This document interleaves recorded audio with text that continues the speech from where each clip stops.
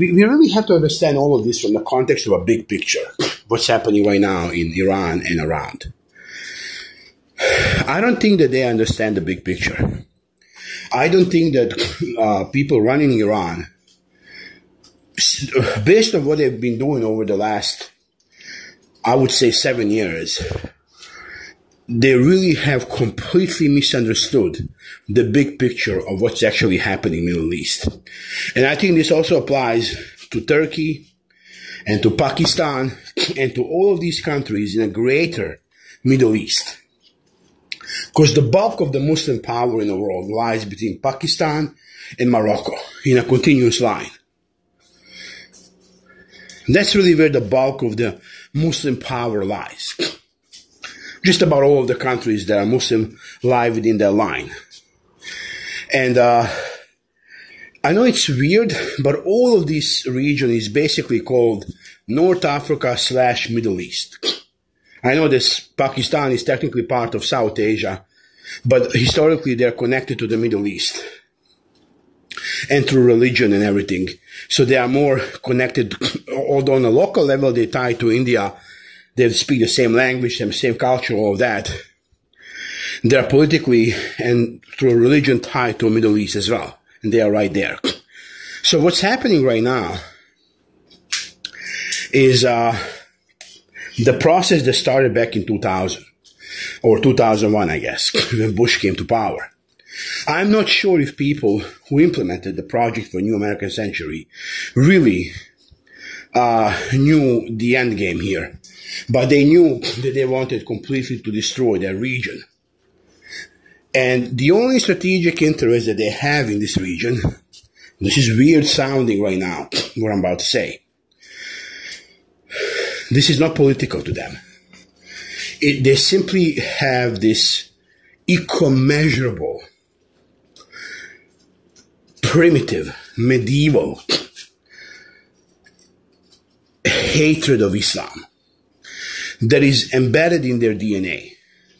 They can't avoid that. Like, they have no ability to avoid that. However, you know, we're all humans, and throughout history, we all cooperated with one another. To whatever degree we dislike one another, we still cooperated with one another. We have no choice there. So, you see all these countries having million different business deals with Muslim countries and any other kind of deals. But the way these countries still operate, what's in their DNA, and what leads them and motivates them is this pathological hatred of Islam. That's the way it is. So what they want to do is make Muslim countries not sovereign, not independent, to be in complete chaos. And then for them to then establish some kind of a Christian-based order there.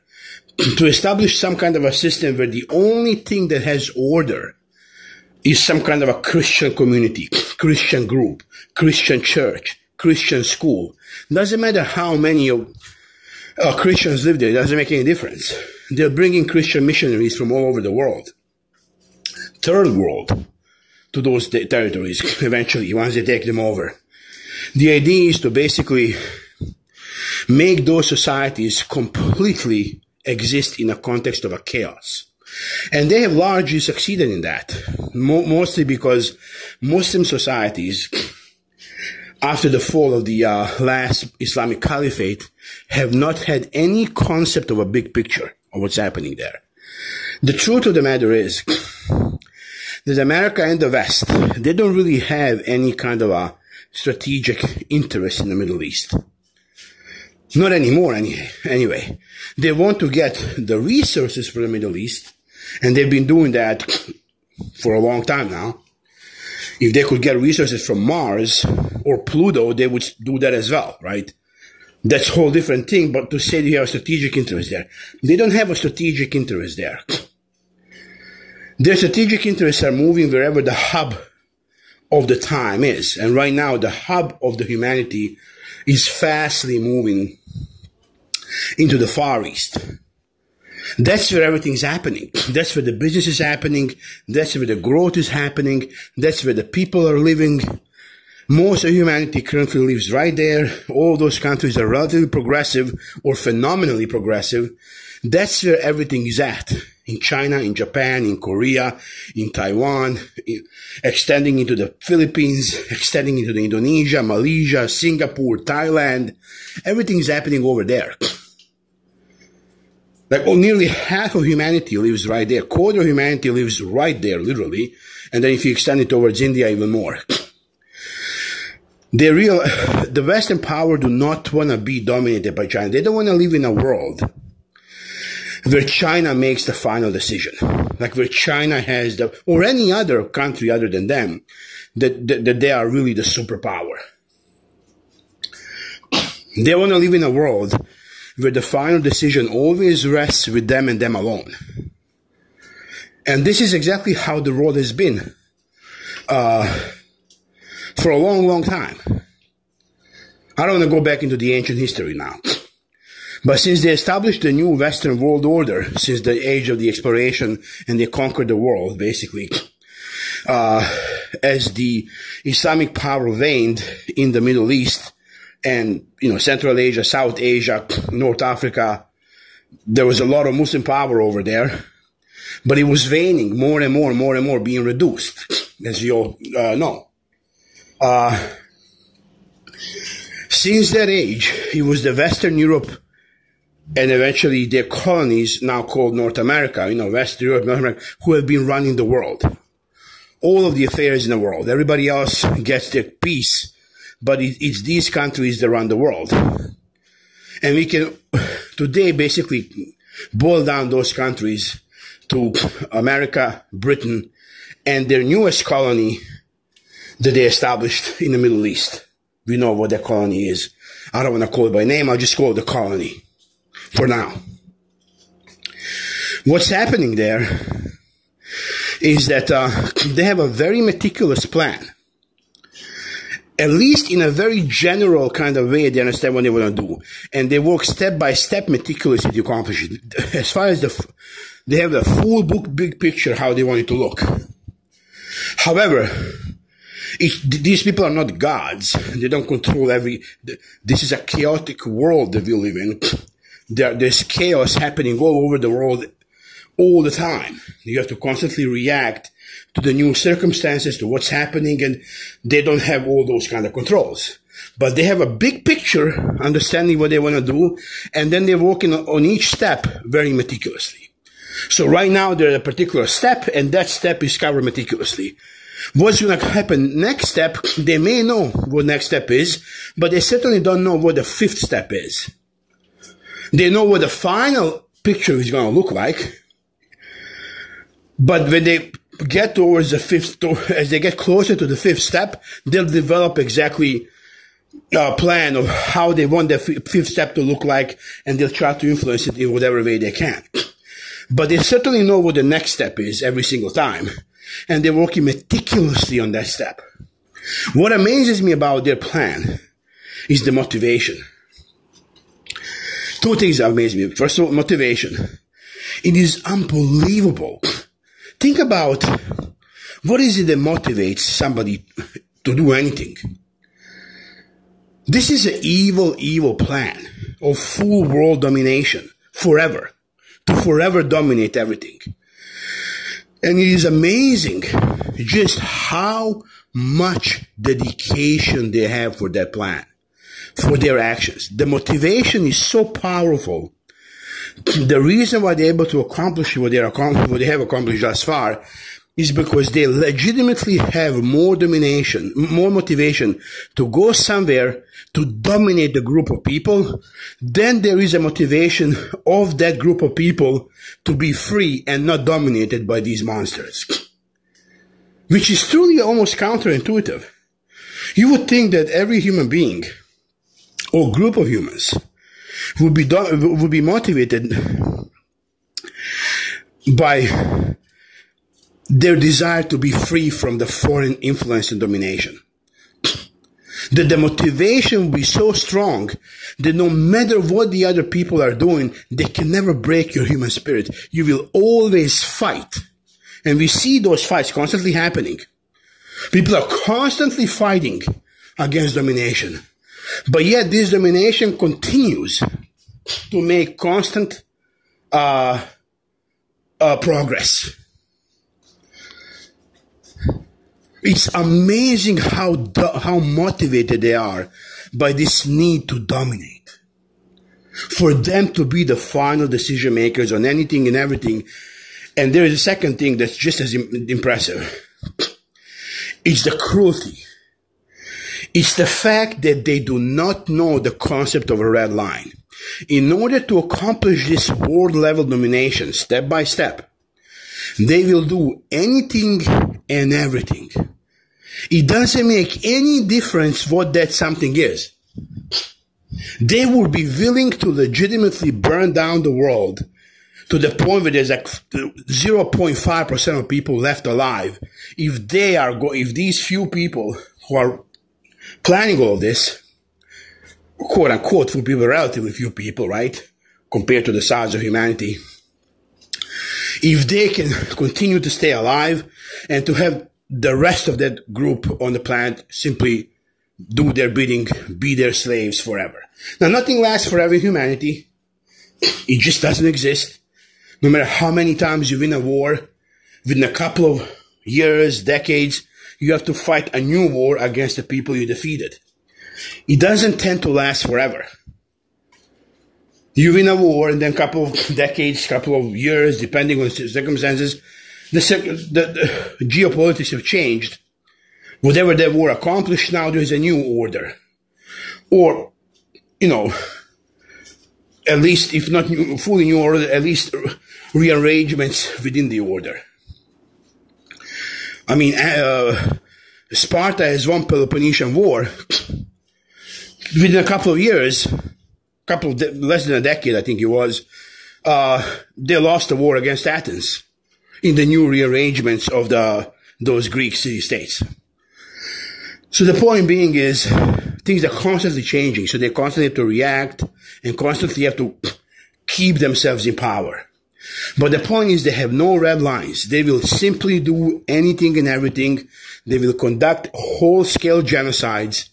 It doesn't make any difference. It legitimately makes no difference. I guess the only other thing that I'm amazed by, so I said motivation, I said the cruelty, and I think the third thing is the hypocrisy. The colossal level of hypocrisy to be able to conduct these genocides, to conduct the most cruel, unimaginable things for a normal human being.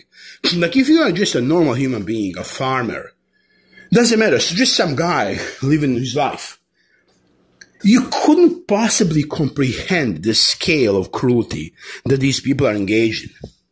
If you just go back to the World War I, and World War I was something that needed to happen for the British interests, because Britain was losing the grips on power that they have meticulously worked to get over the previous couple of centuries. They invested a lot in getting their, basically the level of domination they established around the time of World War I happening. So for the previous couple of decades, prior to the World War I, Germany suddenly started to rise up to the point of becoming a global superpower. Very, very fast rise. Very fast rise. Suddenly Germany has all these colonies and their economy is growing meticulously, and they're establishing connections and deals and trades with all over the world. Suddenly Germany is just about to become the world superpower. Britain doesn't want that to happen. Think about this now. This is just a competition. That's all it is. Like, Germany is in no way threatening Britain. They're not threatening to exterminate Britain. I don't have any kind of positive things to say about Germany, but that's not the point. The point is, Germany is just growing as a parallel power to Britain. And in some ways, as another Germanic nation, nothing more but an ally to Britain. They share the same worldview. But Britain cannot possibly imagine at that time they're running the world. They cannot possibly imagine that there can be another power they will be more powerful than them. And they concluded clearly, and all the evidence suggested so, that within a couple of decades at the most, Germany is by far going to engulf Britain as the most dominant economic and every other superpower in the world. And they knew that if that happens, at that point, they will basically have to in some ways ask Germany's permission for this, that, or the other. They don't want that to happen. Right now, they're still stronger than Germany. Right now, they need a war to stop the Germany from becoming what they are destined to become. Just think about the level of thinking involved here.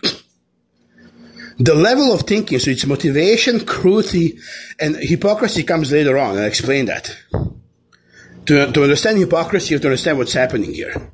So the motivation to remain the dominant ones, that nobody but them decides, is leading to such cruelty to say, we will start the war that will cause such a colossal level of destruction, such a colossal, unimaginable loss of life for that time. Since that time, we had worse wars. But for that time, colossal, world-level event of the loss of life, just so that they can stay the most dominant power. Now, again, humans are not gods. All you can do is plan. A lot of times, whatever it is that you plan meticulously ends up bringing, even if they bring about the results you expected, along with those results come some negative side effects, and sometimes those negative side effects can kill you. Even though you actually accomplish what you wanted to accomplish. In any event, they're not going to just start a war, because then they would be seen as the evil country, because this is where hypocrisy comes in. They have to maintain their cleanliness. They have to be the moral leaders of the world. They have actually convinced the world while they're conducting the world-level empire at the barrel of the gun, suppressing millions of people around the world in the worst way imaginable. In the worst way imaginable. At the same time, they're parading around the world as the moral leaders of humanity, discussing high-level philosophy and moral codes and right and wrong. You have to go to the British college or university if you really want to understand what is it like to be the best human you can be. You have to go to Oxford and Cambridge and wherever else. That's where you're going to learn from Brits, because they own the morality itself. They own the concept of the truth. You can only them. Not only do they have to dominate, but they have to dominate in a way that they still present themselves as the moral leaders of the world. And they have somehow convinced people that that's how it is. So to maintain this illusion, they can't just start the aggressive war. They have to concord a massive, unconscionable level of espionage, backroom deals, propaganda, false flag attacks, and all kinds of things, so that it looks like they are the ones, they have nothing to do with the war, they're just dragged into it, and they are liberators and the freedom fighters. This is a good example. They have their allies, Serbs, to whom they granted a state. And from the moment they granted them a state, Serbs have completely been obsessed, well, with French, specifically in Serb case, but also with British as well. They knew who the power was. They were both supposedly equal, but British were the leaders, French were their new allies, relatively new allies, Because at that time, French were second grade. They earlier defeated the French when they were facing a rivalry from French, and prior to that, Spanish. Now they're fighting Germans. So now they go to their ally, the Serbs, a tiny little, pissy little state just came into existence. They owe them a favor.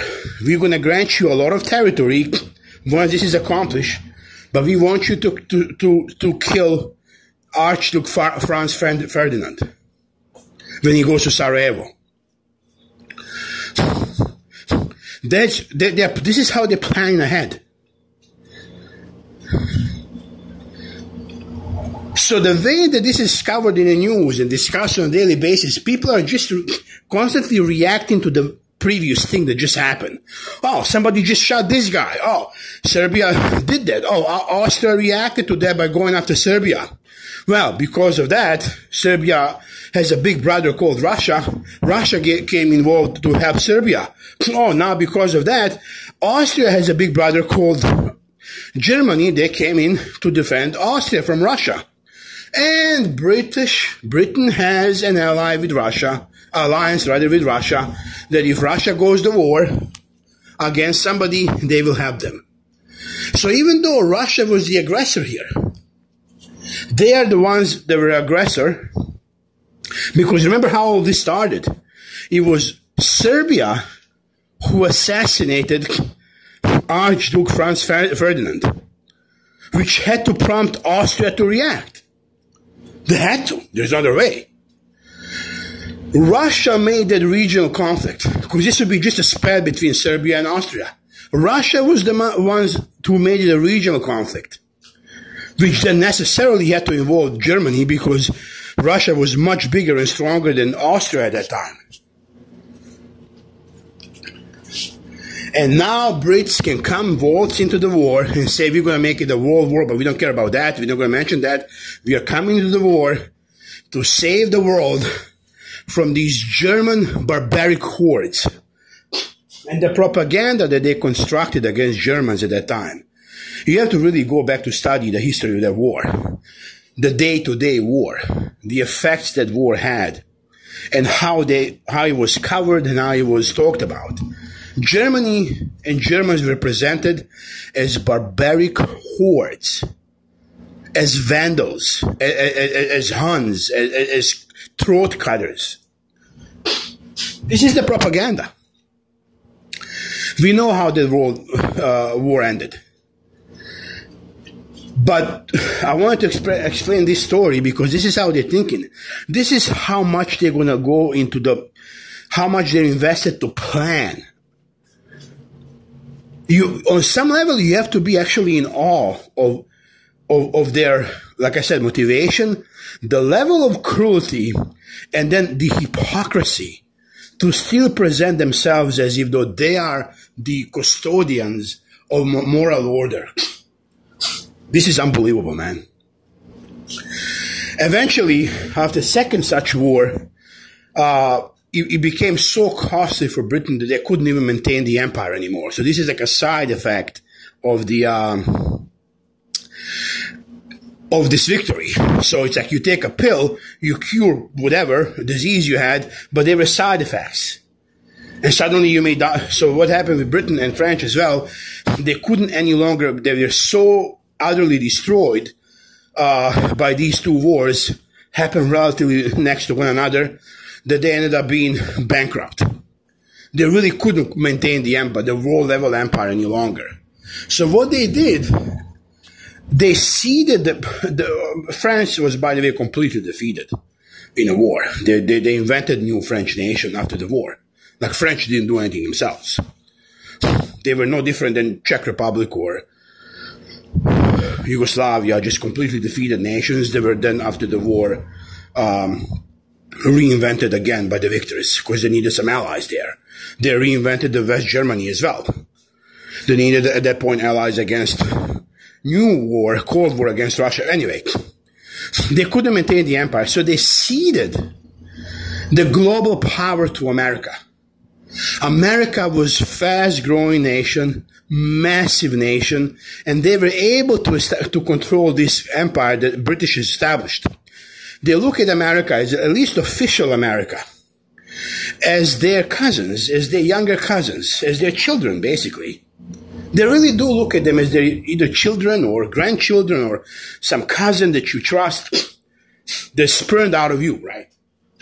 In some ways. That's how they see America. So they ceded it to America in their already well-established alliance.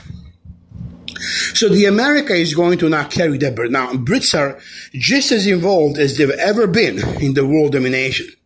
It's just that they will cede the lead to America. And now, remember, they're going to establish another nation called Israel. Why is Israel important? They have already defeated all the Muslim nations, or contained them. They either defeated them or contained them. So Muslim nations were no longer running the world, or any part of the world. They didn't have to make the world-level deals like they used to have to do in the past with caliphate. There was once upon a time, people forget it, unified Muslim caliphate.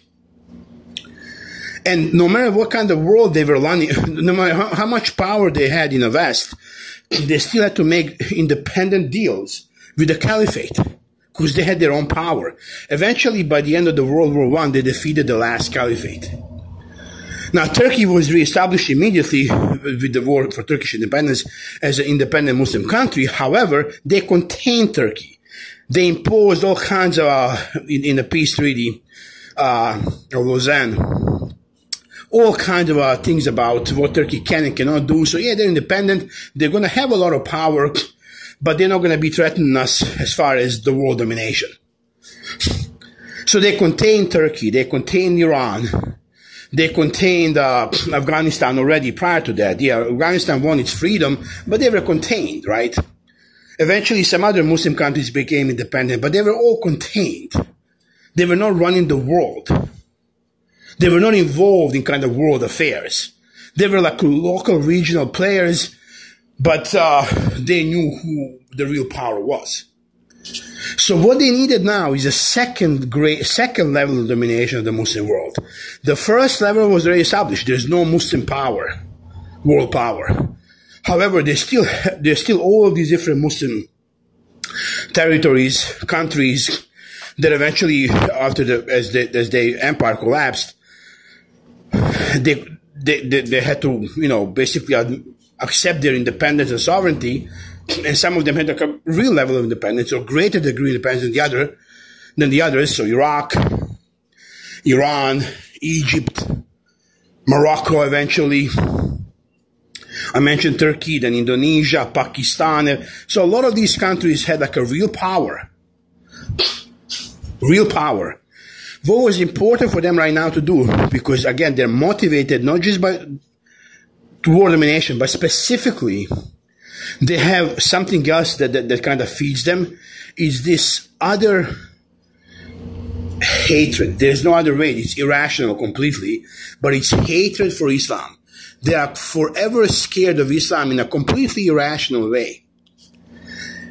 And they have now established a society there in the Middle East called Israel.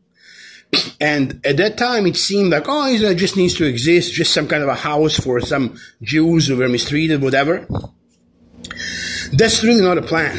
The plan is to have the entity there, to actually be, because like I said, they don't have a strategic interest in the Middle East themselves. They don't want to go there and establish a British colony in the Middle East. They're not doing that. They're not doing that. So they're going to get Jews out of Europe. They don't want them in Europe anyway. They respect them still to a certain degree, but they don't want them in Europe. So they're going to send the Jews to the Middle East and make a deal with them now eventually.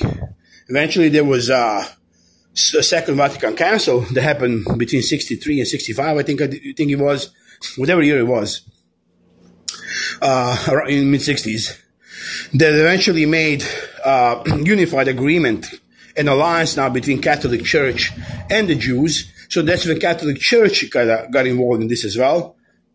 And this is when they kind of started to implement grand design. So even the French now suddenly became such a massive allies of Israel. Seemed kind of irrational for French, Italians, basically all of the Catholics. That was what they are taught in churches now. That's when Israel started to expand. But this is not just Israel becoming bigger. Israel, by the way, Israelis, Jews have their own interest in world domination, vastly predating anything Brits or Americans are doing. But they don't really have real power. They don't have the numbers. But within this alliance now, they were given their piece of the pie.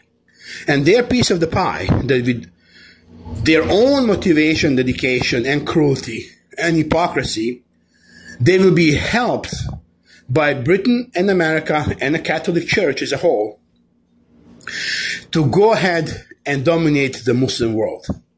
To actually go into this part of the world between Morocco and Pakistan and establish complete and total domination there. It seemed almost unconscionable to say that, right?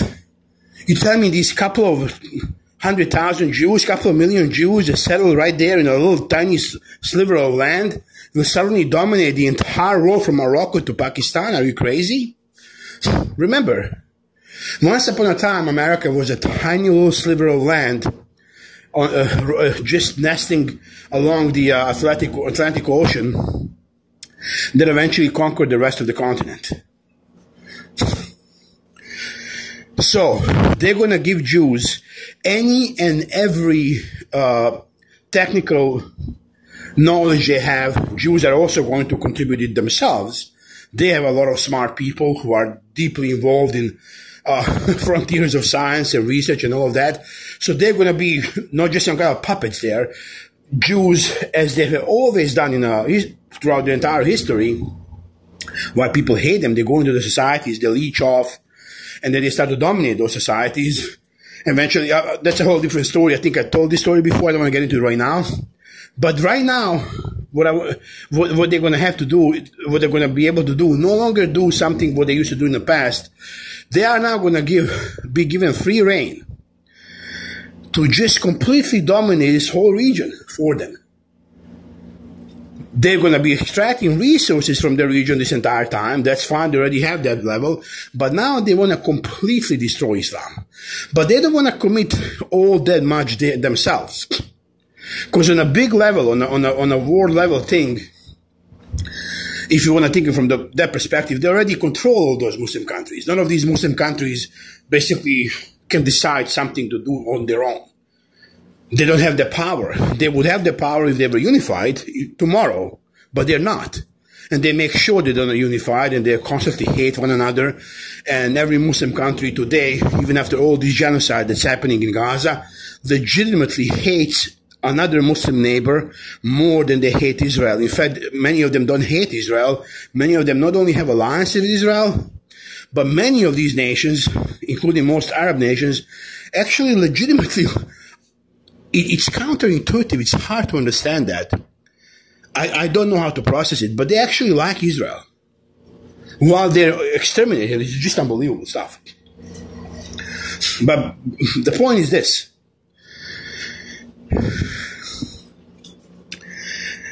The idea is they want to now have a second level domination. Not just to kind of say they're no longer a world power, but now they want to actually just completely destabilize them. That even on a local level, regional level, they don't have any kind of a sustainable progressive societies, states that can actually at some point rise up to become a real threat to them, rise up to become any kind of a power, even a local or regional power. And for that, what Israelis can do is be given a free rein to go there and legitimately do whatever they want, whatever they see fit, whatever it's necessary. Remember, they still have to follow certain rules. One of those rules is to be able, in order to be able to maintain this moral superiority, as if though you still have to be seen as you are the custodian of morality and the other peoples are barbarians, and you have to do that for your own soul. You don't want to make your people, your own society, to see themselves as monsters. You have to make sure that never comes out, that this is happening somewhere out there, and that whatever you do is justified morally.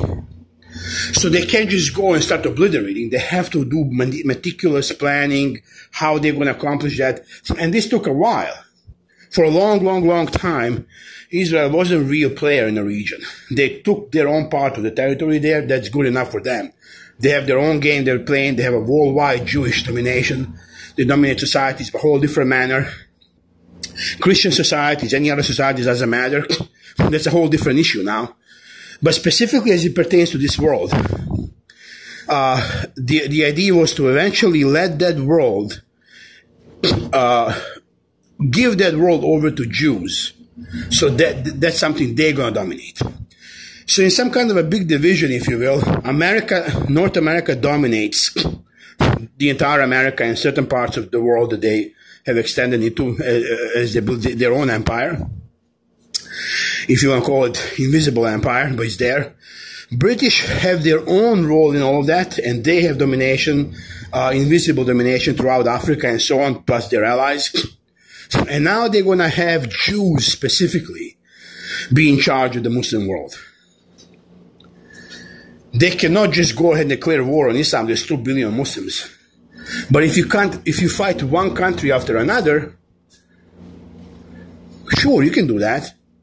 You take over one country, then take some time, take over another, take some time, and so on and so forth. And this is what they've been doing in the Middle East. The fact that to this very day, Muslim countries are not able to see this big picture.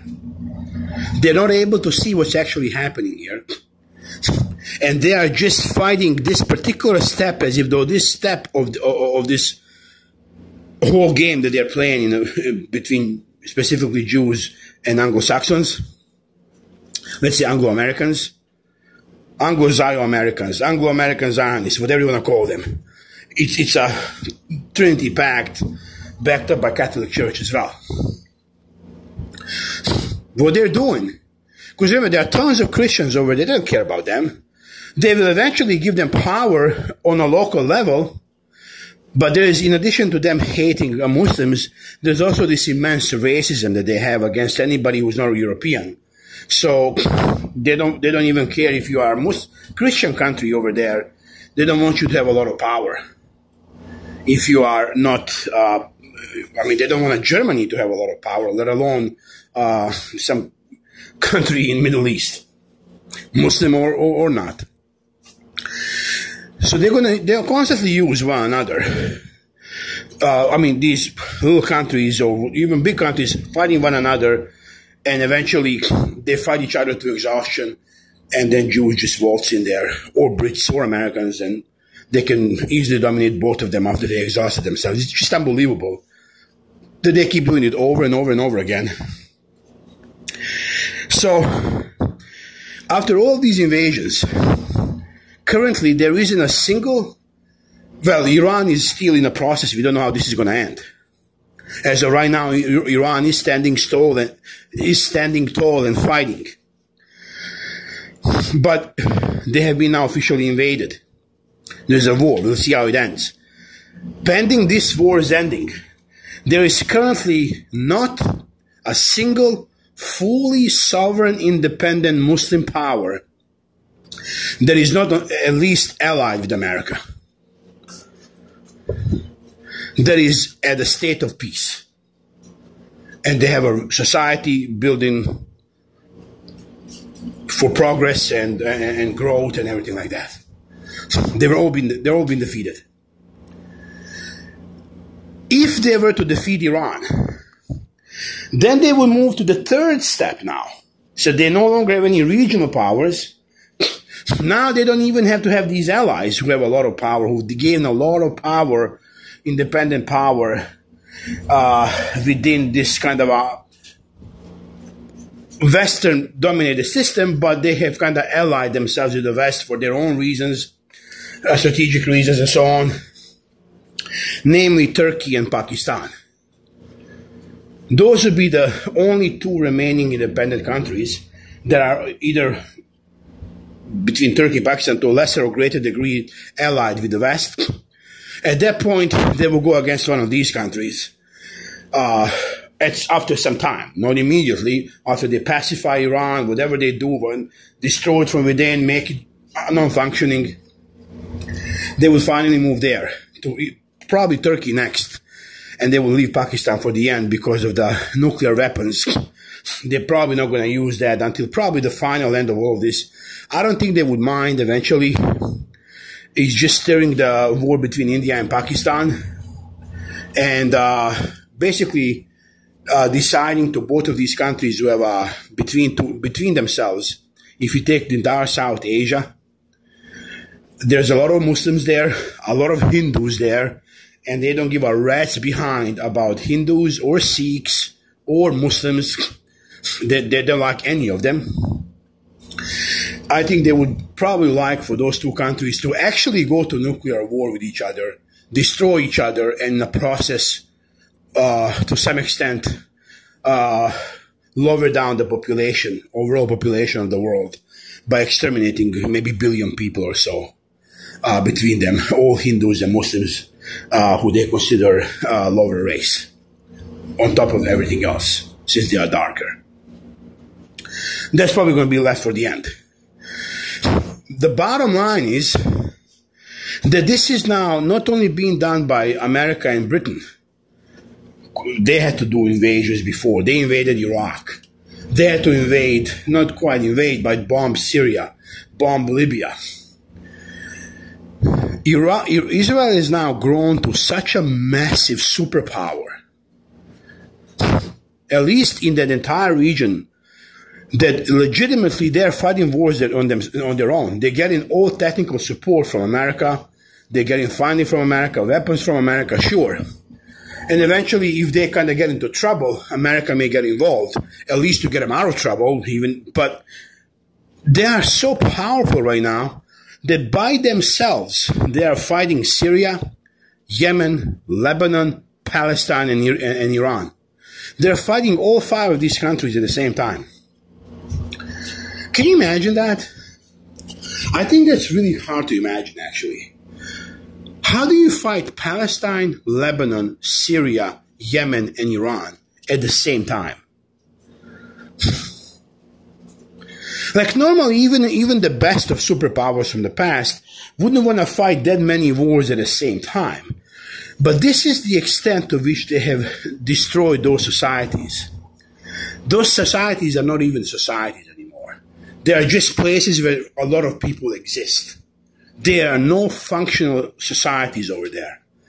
So they can fight because there's nothing,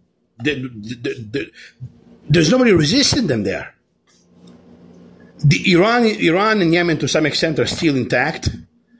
Yemen is not that much of a threat, but more of a nuisance. But still, this is what they did. They destroyed these societies. There are no functioning societies over there. They are all destroyed societies. They are all societies that exist in a pure chaos. And now they want to do the same thing with Iran. And if they succeed, the entire world, from Morocco, so the entire North Africa, Middle East, all the way up to Pakistan, they will simply bow down to Israel as their ruler.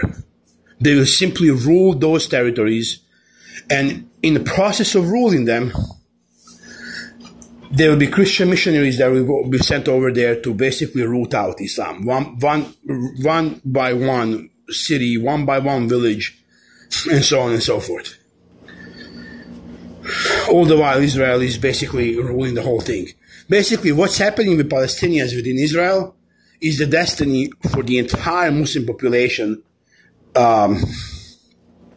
between Pakistan and Morocco. The Jews are going to be citizens number 1, first-class citizens, and these Muslims will be 5th-class citizens. And the fact that Muslim countries are still looking around like a chicken with a head cut off, they're like just dealing with this as though it's one single isolated step in all of this. Okay, even Iran fighting back. Hey, they're standing tall, they're fighting back, but they're kind of responding to the Israeli attacks. They're trying to justify their response to the attacks on their own nation. Well, Israel bombed here, so we're not going to send bombs. Oh, Israel attacks us another day, so now we're going to respond. Are you kidding me? Israel attacks whenever they want, however they want, in whatever manner they want, with whatever level of cruelty they're capable of attacking, while Iran is only attacking back after each wave of attacks. Are they still counting the wave of attacks? This is just a war. There are no waves. The fact that they're still not seeing, in the case of Iran right now, who's fighting back, like I said, but they're still not seeing the full picture, clearly not seeing it. They're not seeing the full picture that I just described, but they're not even recognizing, it seems to me, that they are facing existential threat. And I talked about motivation that Britain had back then to dominate. The same level of motivation and cruelty is what you have to be admired that Jews have. Their level of motivation to literally destroy Iraq, to destroy Syria, to destroy Lebanon, to destroy Iran. And now, think about this, now they're already talking about destroying Turkey. They haven't even finished with Iran yet. I hope they never get finished with Iran. Pray for Iran. I root for Iran. I want to support Iran, at least symbolically. But from their perspective, they think it's a done deal. They haven't even finished with Iran, and they're already talking about going after Turkey. They're already writing papers in these institutes, littering the internet with showing Turkey as a danger to Israel. Can you imagine that? The danger of Turkey to Israel is simply that Turkey exists and it's a strong and powerful nation. That's what it means to be a threat. They are a threat simply because they exist and are not existing in a state of chaos, but a fully normal, progressive, growing society with institutions and everything else. That's the threat.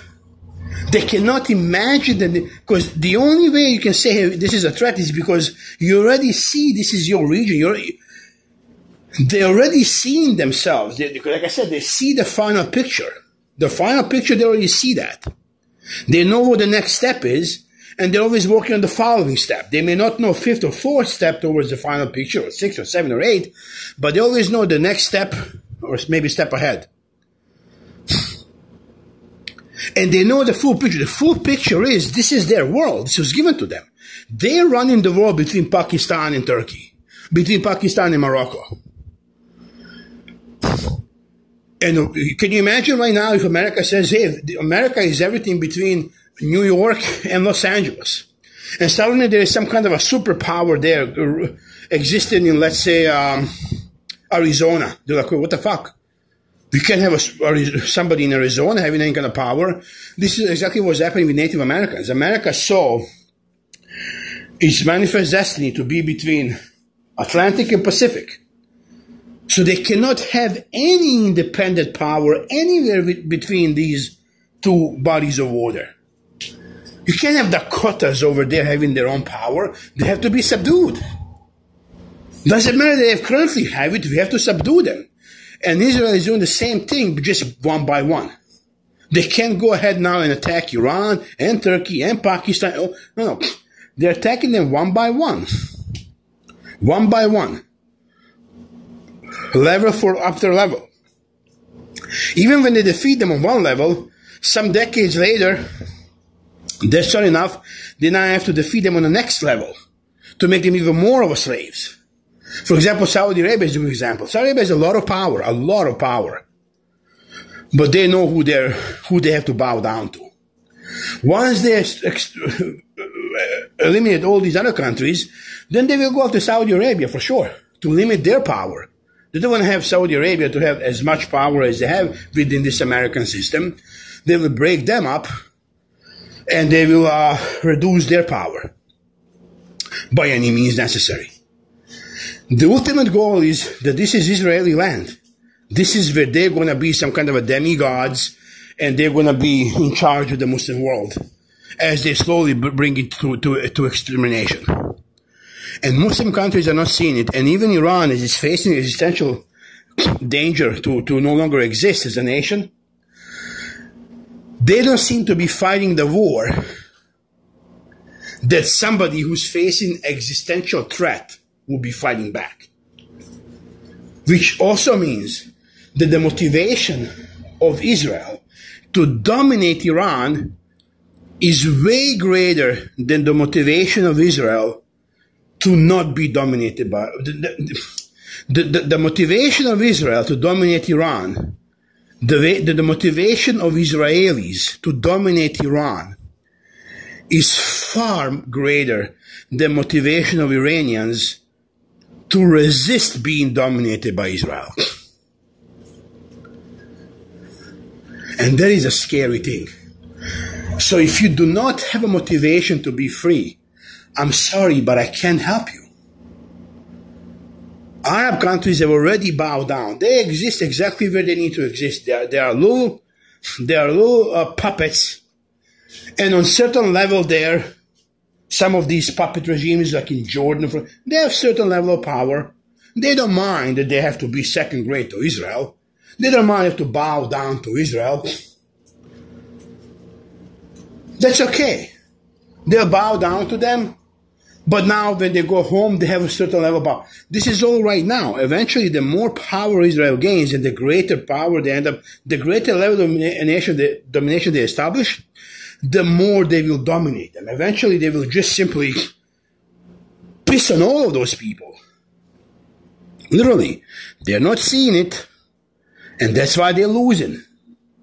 And even though Iran is standing tall, it's unbelievable that they're fighting this war of aggression against them. Against them. They're fighting this war with some kind of a gloves. As if they have gloves on. It's simply astonishing. And it doesn't make any sense. And ever since the fact that they don't even understand, that they're completely oblivious to the steps that have happened over the last, specifically, 7 years since the Trump tore up the agreement that Iran signed. The agreement by which they have obligated themselves to not produce nuclear weapons, signed a couple of years prior during Obama. Why would they have signed that agreement? I don't even know. But they did. They were slowly getting integrated into this American system with certain level of power. Trump comes to power, tears up the agreement. The fact that they have been playing any kind of a games in the West other than the tactical games to basically prolong this as long as you can until you produce weapons, and the fact that they were not working meticulously on making sure from that moment on that they have a nuclear weapon within maybe 5 years. By now they would have already had it. That's 7 years ago now. The fact that they didn't recognize that this whole thing is over, that they didn't recognize what's happening, is the result why they will likely end up losing the war and be broken down as a nation. I hope that doesn't happen. But that's what happened. They tore up the agreement everybody's agreed upon. For no reason. And they were following that agreement. Why would you now be trying to get a new agreement? You already have the agreement. Did you not get the message? So if you are... This is nonsense, right? That was the sign, ultimate sign, that now it's all over. They should have isolated themselves, even to the point of becoming a new North Korea. Completely isolated from everybody. That's fine. Just get the weapon. Make sure that you are fully independent, sovereign nation that can defend itself and put enough of a real threat to their mortal enemies, motivated to exterminate them, that they will never, ever try to do that. And they didn't do that. What was the next step? The next step was to kill their general In 2020, they killed their truly genius of a general. There was a genius, there was like a Hannibal level genius. Ever since that time, every single move Iran made was a faulty move. This is no joke. Every single move they've made since the killing of Soleimani was a false and wrong move on a political scene. Since that time, they've experienced loss after loss after loss after loss in their regional kind of configuration of power structure that they have built over time. They have now lost Iraq completely. It's becoming more complete, again, American puppet, which they were always. I always saw them as such since the occupation. They lost Syria just recently. Hamas has been nurtured. They are not neutered. They are no longer any kind of. I mean, do they exist? Yeah, I guess you can say it. Hamas won because they still exist. They exist in the rubble. Hezbollah has been neutered, and by that they completely dominated Palestine, where they're conducting complete genocide. They dominated Lebanon, where Hezbollah signed an agreement to put down its weapons. They dominate Syria completely, which is now literally bowing down to Israel in a literal way. Yemen is fighting. They have something going for themselves. They're a little bit further away, so they can't just get to Yemen quite easily. So Yemen is still fighting, but very isolated. And Iran is the next target. First thing they did is to exterminate Syria is they bombed their embassy in Syria. Iran responded by announcing when they're going to attack Israel and how they're going to attack Israel. And as soon as they attacked, they declared the whole thing over. If they thought that that was sending the message, then whoever made the decision in Iran should have been fired. Whoever made the decision to respond the way Iran responded last year, and I said that at the time, not now, I'm not Johnny come lately to this thing. The way Iran responded to the Israeli obliteration of their embassy in Syria, I said immediately, this is such a pathetically bad and wrong response that this is going to just promote more attacks against Iran. Immediately after they killed their president, Iran was so embarrassed they couldn't even admit that. Now, Iran knows they killed their president. Israel knows that. Israel knows that Iran knows that Israeli killed him. Israel is gaining nothing but admitting that, and Iran cannot dare admit that because that would make them completely incompetent. Least of all to their own people. What kind of legitimacy they have to represent Iran as their government if they cannot even, if they are not able to protect their own selves against Israel, let alone their people. Immediately thereafter, they ended up killing Hamas leader who went to the funeral over there. This is their guest, a trusted guest, an ally of Iran, goes there. They kill him in his room. The fact that this they couldn't hide because it was so obvious. The fact that they didn't realize what just happened here. How did they know where this guy slept in what room? Who gave him up? The fact that they didn't have counterintelligence to basically understand what happened here tells you why they are in this mess they are right now. Ultimately, they didn't even respond to Israel for that. They did not attack Israel. They were threatening, but they never did anything. Then it was a couple of weeks thereafter, for no reason whatsoever, Israel attacks them anyway. Israel attacks them. They actually go and have a limited bombing of some facility there in Iran. They sent their missiles and they made some damage over there. And Iran responded yet again. This time they had to, because it was visible for the whole world. Their own people most know. So they responded again by announcing the time and manner of attack.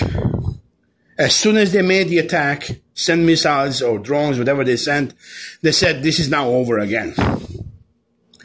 What kind of, what do you think your enemy who wants to exterminate is left to be thinking? We just attacked them again, and this is how they responded? Why would they think this would put any kind of fright in Israel not to attack again? This type of response, yet again, is actually inviting more attack. Are you not recognizing this? Eventually, Syria was taken over, and now they're directly attacking Iran, obliterating them. They're trying to be as cruel as they could possibly be.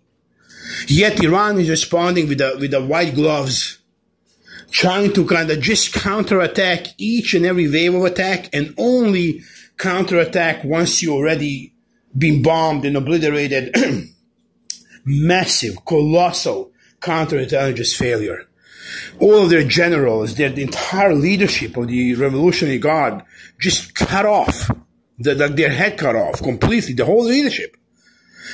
That means they have spies up to Wahoo, up and down the entire, not only society, not only Mossad, not only Iranian opposition and other groups who hate them within Iran, but probably within their own government itself. The actual people who are officially in the government, in this Islamic Republic government, are actually spies for Israel. There's no other way for them to know this information. There's no other way. On top of that, they seem to not have any kind of capability to stop aerial attacks. Anti-aerial defense doesn't exist apparently in Iran. The whole premise of Iran being able to fight against Israel was that they had state-of-the-art anti-aerial defense. Turns out they don't have any anti-aerial defense. They're like sitting ducks. Are you kidding me? And despite all of this cruelty by Israel, even evidence in just the first couple of days of the war, Iran is just responding in a very measured way. First of all, most of their missiles are shut down before they reach anything. Out of 1,000 missiles that they send out, 10 of them actually hit Israel, and even those are super damaging. But this is like a pretty impossible to continue this kind of ratio, because this costs a lot of money. And most of their money just goes on to go nowhere. I mean, this is hard to fight war like that, especially when you're doing it in a manner in which they're doing it. They should be now able to just send their army and across Iraq and Syria to temporarily occupy, if necessary, Iraq and Syria, whatever they need to occupy temporarily. You have a right and just storm into Israel. This is what they should do. But they can't. There is no infrastructure at all there. Israel know they're weak, and they're trying to bully them right now. They want to humiliate them. I'm just shocked that they are so measured in their response. It seems to me that they are just almost accepting the fact that they're going to be defeated one way or the other, and they are going down with a whimper instead of a bang. They are certainly fighting back, but not in a way in which they can win the fight. If they continue like this for a couple of days longer, I don't know, all they can do is disrupt, but they can't really inflict real pain upon Israel, which would cause Israel to say, oh, we cannot attack anymore because it's too costly for us. If they had responded last year with a massive bombardment of Israel by any means necessary, I guarantee that this plan wouldn't be happening right now. Israel would never have made any other moves since the embassy bombing. That would be the end of that step. They would have to now take a pause, figure out how to deal with Gaza first and what to do about that, and only then, maybe some years later, worry about Iran. The fact that they've been making wrong move after wrong move after wrong move is why they're in this position. And I don't think you can take too many wrong moves. I don't think you can make too many wrong moves, especially too many strategically wrong moves, when you're fighting a superior enemy and not lose the war. So they are running out of making mistakes. If they make a couple more mistakes, they are in a danger of being exterminated. I hope that doesn't happen. I wish Iran the best. They are at least, in the eyes of the populace, the whole world looking at it. No matter how much they hate Iran, propaganda, all that, they are at least brightening the honor of Islam. To say Islam is fighting back. They are not laying down. Not every Muslim is just a innocent victim in Gaza who is just laying down and being slaughtered. You actually have Islam fighting back, just as a visual spectacle. And I hope they end up winning, God willing. But they have to really fight with a greater motivation for their freedom than Israel is fighting with, to obliterate them. Their motivation has to be greater than Israelis. And they already have moral high ground. They don't have to invent it and use some kind of a propaganda for it. And cruelty, you don't have to be any overly cruel. Just be as cruel as you need to be to accomplish your goal, not as cruel as you can possibly be. Leave that to Israel. Israelis are already in a sewer as far as their morality standing in the world is. And that's something that's going to be part of the next chapter. But again, these propagandists, anglo-american-zionists, are masters of turning things upside down and making good look bad, bad look good. They will wash away their sins one way or the other if they win. That's why they cannot be allowed to win. This is literally a moment, literally. This is a literal example of a to be or not to be moment. To be or not to be moment. If Iran is not ready to be, they will not be. That's it. If they are ready to be, they can defeat Israel right now, end the slaughter in Gaza, and continue to be sovereign, independent Muslim country that can eventually lead to actually establishing a Muslim world order in a Muslim part of the world. They will never again allow Muslims to be treated the way that the anglo-american-Zionists and Western Islamophobes from Europe, specifically, and wherever they exported their Islamophobia, want to treat them. With God's will, Iran will prevail.